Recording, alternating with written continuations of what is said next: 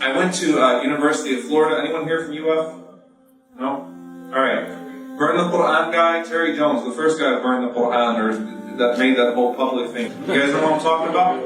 SubhanAllah, I had to give a lecture there, Gainesville, and literally he and his people were waiting in the parking lot for me to get out of my car and to shout me down with all these nasty things about the Prophet ﷺ all the way from my car to the lecture. It was disgusting. But there was more than that. There were some non-Muslims that were just sincere. They wanted to hear our perspective. And subhanAllah, there was one sister that came after. She was non-Muslim. And she said, look, everything you said makes sense. She said, in fact, the theology of Islam makes sense. I get the theology. I actually agree. It's common sense. Yes, one God. That's what was preached from Adam all the way to Jesus. She said, but the marriage to Aisha. She said, I can't get around that. I said to her, okay, have you ever read anything about Aisha radiallahu anha? She said no, except for all the debates about how young she was. Which, by the way, was not an issue that was brought up until now.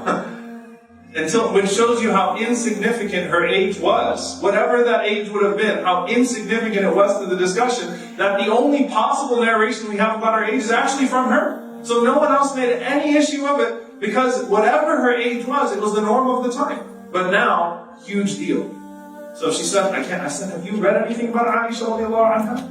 Her personality, her marriage to the Prophet ﷺ, her psychology. This woman, because the impression that's created right away is that this was this young, exploited girl, just like the thing we see on the news with all those crazy Muslims overseas and child marriages, that was put into a house by this old man and subjected to abuse and had this destroyed psychology. I mean, it's a horrible image, right?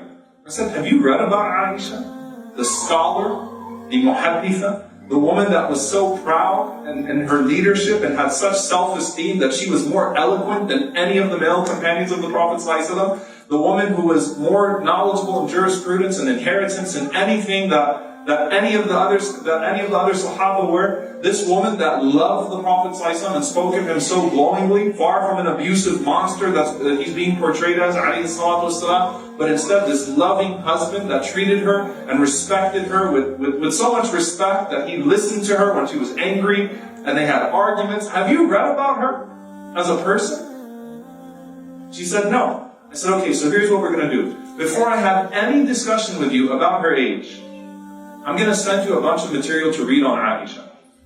And I want you to just forget about anything that the Islamophobes have put in your head about this and this and that. So she did so. SubhanAllah, she was so amazed by it and so blown away by it that suddenly that discussion was not important anymore. And she took Shahada, and she had a daughter, and she named her daughter Aisha.